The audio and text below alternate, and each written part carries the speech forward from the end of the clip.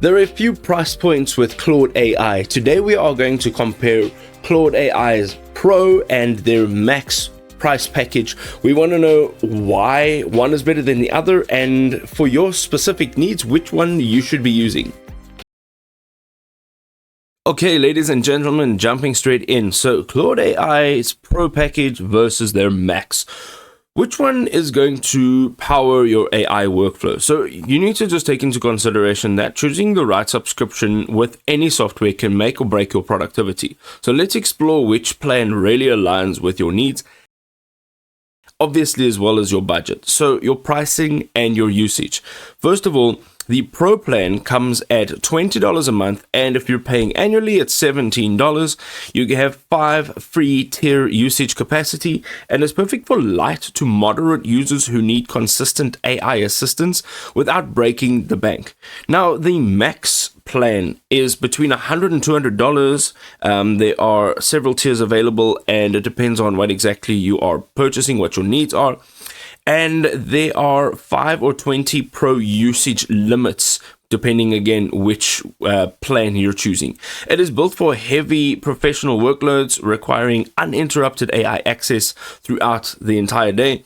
The tenfold price gap makes Max a serious investment decision.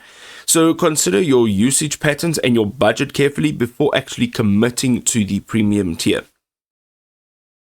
Let's have a look at the model access and their features. So let's dive in. So first of all, the Pro features include primarily usage of Claude 3.7 Sonnet, which is fast and it has a balanced performance. It also has limited Opus access during peak times, which if you do use it in peak times, that could be a little bit frustrating.